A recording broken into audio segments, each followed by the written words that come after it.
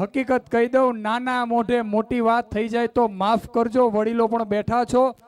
આપણે અહીંયા આ પ્રોગ્રામ કરી શકીએ એનો એકમાત્ર શ્રેય માતા તો છે જ, પણ જો બીજો કોઈને શ્રેય આપવો હોય ને સાહેબ, તો એ સરહદના સીમાડા સાચવીને બેઠેલા કોઈના લાડકવાયા દીકરા જે 20-22 વર્ષના છે, એ સરહદના સીમાડાઓ સાચવે છે, ત્યારે આવા કાર્યક્રમો થાય છે.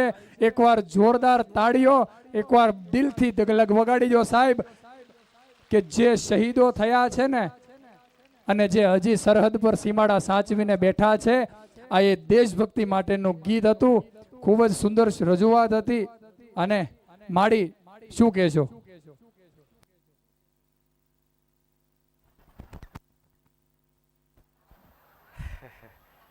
રામ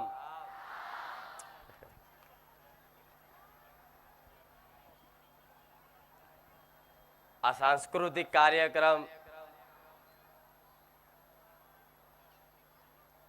આ નૃત્ય કલા અદ્ભુત.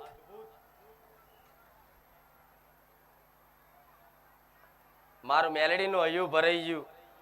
મામા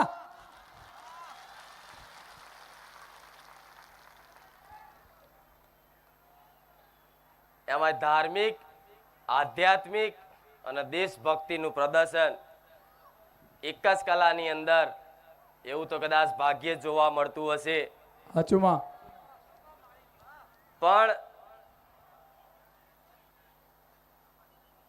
હમણાં વાત કરી કે બોર્ડર ઉપર જે સૈનિકો કડકડતી ઠંડીમાં, ગરમીમાં દેશની રક્ષા કરવા માટે બોર્ડર ઉપર તૈનાત છે, અને કઈક ભારત દેશને બચાવવા માટે પોતાના બલિદાનો આપી દીધા છે, એવા દેશભક્તિઓના આર્મી જવાનો માટે તો મારો દરબારમાં ક્યારેય લાઈનમાં ઊભું રહેવામાં નથી આવતું, એવું પહેલેથી કીધેલું છે. હાચુમાં હા માં, ભલે મોટી મોટી લાઈનો હોય,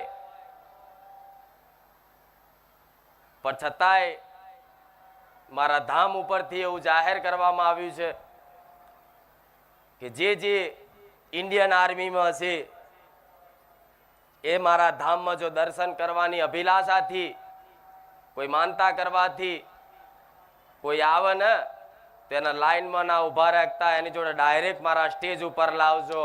મામા દર રવિવારે લગભગ 10 થી 15 આર્મી જવાન દૂર દૂરથી મારા ધામમાં દર્શન કરવા આવે, ત્યારે દર વખતે મારા મુખેથી એક જ વાત નીકળતી હશે, કદાચ આવી જાહેરમાં આવી સભા કરવી, પ્રવચન કરવું, બધું બરોબર ભગવાન માતાજીની કૃપાથી થતું હોય, પણ જો આવા જવાનો કદાચ દેશની રક્ષા કરવા માટે બોર્ડર ઉપર તૈનાત ના હોય ને, તો આવા જાહેર પ્રોગ્રામમાં તે પેલા બોમ્બ ભડાકા થતા, આજે બધું બંધ થઈ ગયું. જેમ કે આજે તો મારો રોમ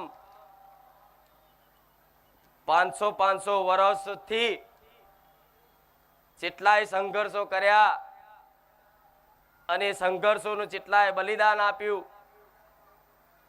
જેટલા હિન્દુઓએ, સાધુ સંતોએ પોતાનું જીવન સમર્પિત કરી દીધું, અને ત્યારે મારો રામ અયોધ્યામાં 500-600 વર્ષ પછી ફરી એક વખત બિરાજમાન થયા. આ એનો પ્રતાપ છે.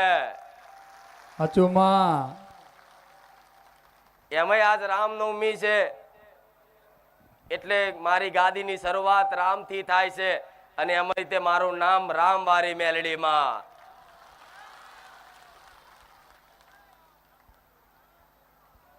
મામા અને એમાં આવા નૃત્ય કલાકાર વાળા જે પોતાની કલા મારા ધામમાં આવી અને પ્રદર્શિત કરી, આ કલા એ શું છે, આ સનાતન સંસ્કૃતિ શું છે, તો આ સૌથી ભારત દેશની સૌથી મોટી સંપત્તિ હોય ને, તો આ કલા છે, આ સંસ્કૃતિ છે, સાચુમાં આ પરંપરા છે. જો કદાચ આ જમાના પ્રમાણે ટેકનોલોજીના જમાના યુગમાં ધીરે ધીરે ધીરે ભારત દેશની સંસ્કૃતિ પરંપરા પોતાના વારસા બધું લુપ્ત થતું જાય અને અમે આવા કલાકારો પોતાનું કલા પ્રદર્શિત રાખી અને કલાને જીવંત રાખવાનું કામ કરી રહ્યા હોય ને તો અભિનંદન છે મારા મેલડીના. મામા કેમ કે આ જેવી તેવી વાત નહીં.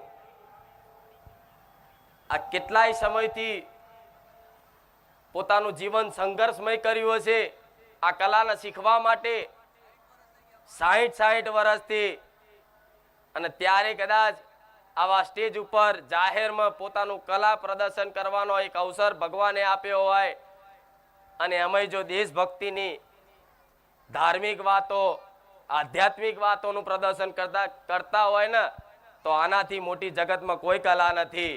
મામા અને કલા ક્ષેત્રે બહુ સારું એવું નામ કર્યું છે.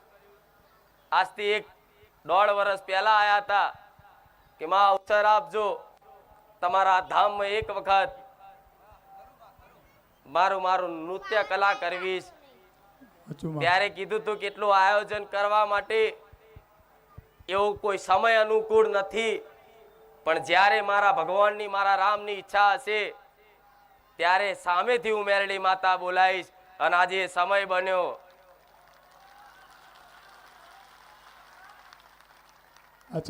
એટલે દરેકને કહીશ કે આવા કલાકારોનું દરેક જગ્યાએ સન્માન થવું જોઈએ.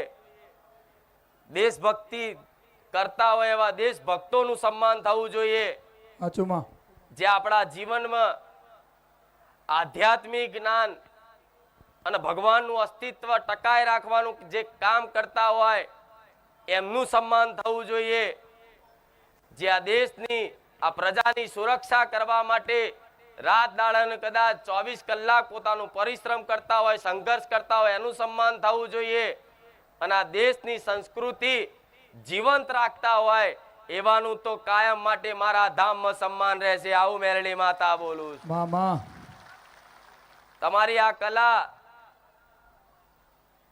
વર્ષો સુધી દીર્ઘાયુ ભવ એવા આશીર્વાદ સાથે મામા કે વર્ષો સુધી તમારી આ કલાના તમારું નામ મારો ભગવાન અમર રાખે એવા મારા મેલડીના આશીર્વાદ. મામા કલા જગતની વાત કરી એટલે કલા જગતની વાત આવે એટલે સૌથી પહેલું આપણને નામ યાદ આવે અમિતાભ બચ્ચન.